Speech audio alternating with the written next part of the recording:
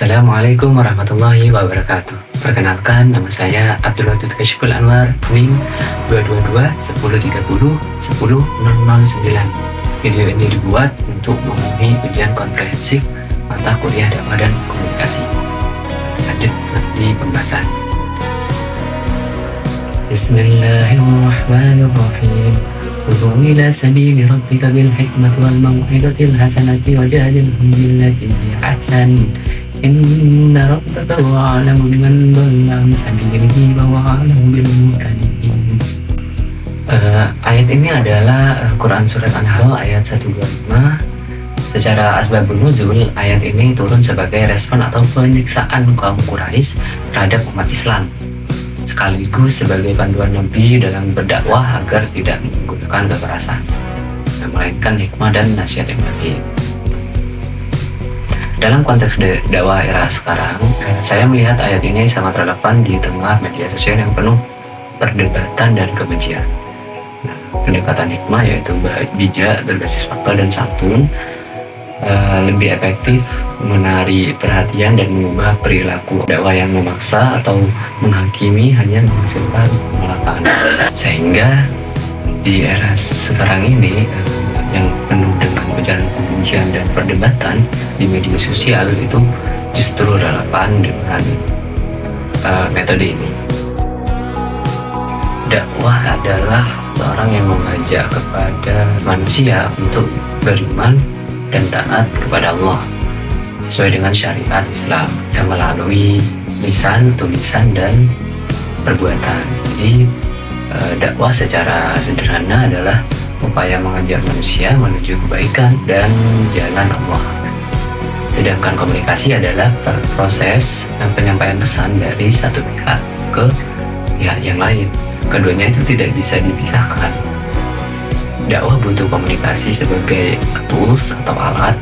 Tanpa komunikasi yang baik, pesan dakwah tidak akan sampai pada penerima. Sebaliknya, komunikasi yang dilandasi nilai dakwah itu menjadi lebih bermakna dan terarah karena ada tujuan di situ. Di masyarakat masa kini yang serba digital, dakwah dan komunikasi itu bertemu di platform seperti YouTube, IG, TikTok.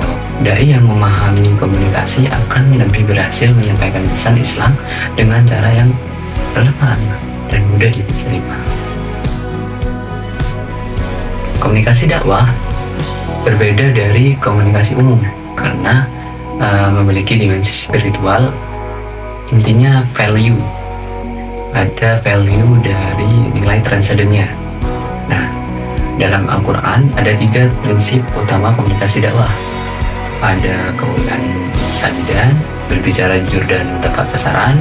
Ada keunggulan ma'rufat, berkata baik yang diterima secara sosial. Yang ketiga itu adalah kaulan kayinan, berbicara lembut bahkan kepada lawan sekalipun. Nah, seperti yang Allah perintahkan kepada Nabi Musa saat menghadapi Fir'aun.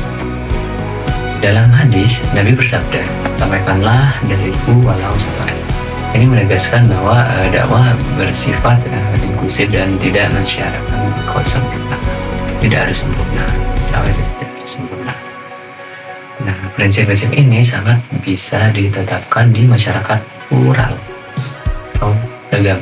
Dalam masyarakat multikultural, komunikasi dakwah harus menghadiri nada superior, menggunakan bahasa yang mudah diterima, dan tetap menghormati perbedaan tanpa mengorbankan substansi pesan Islam itu sendiri.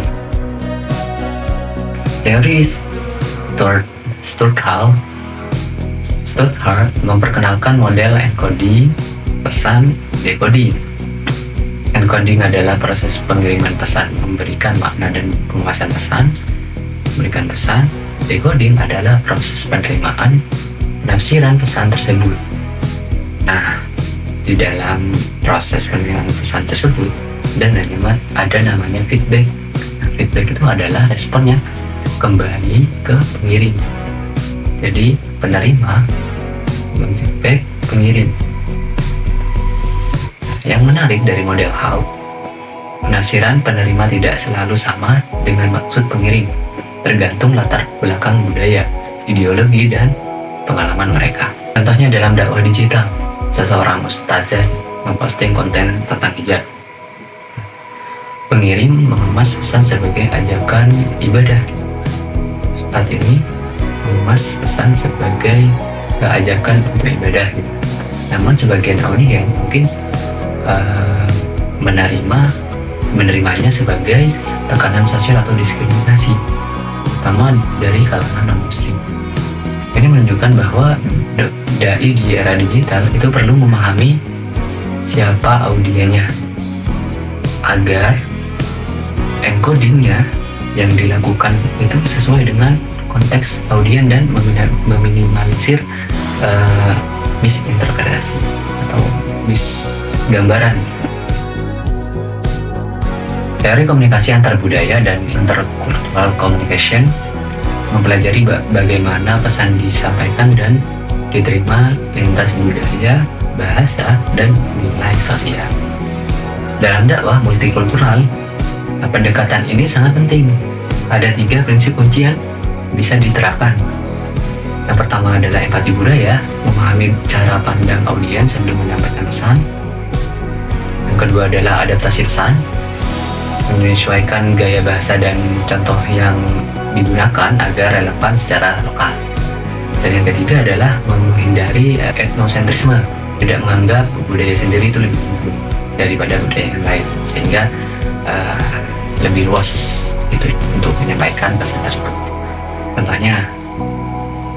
Contohnya dakwah di Papua akan lebih efektif jika menggunakan pendekatan seni dan komunikasi adat, bukan ceramah formal yang kaku. Nah, di media digital, konten dakwah yang menggunakan referensi budaya pop lokal terbukti lebih viral, lebih mudah diterima daripada yang kaku. Intinya, Islam itu universal, tapi cara penyampaiannya harus kontekstual. Demikian pemaparan saya untuk ujian komprehensif ini. Semoga bermanfaat. Assalamualaikum warahmatullahi wabarakatuh.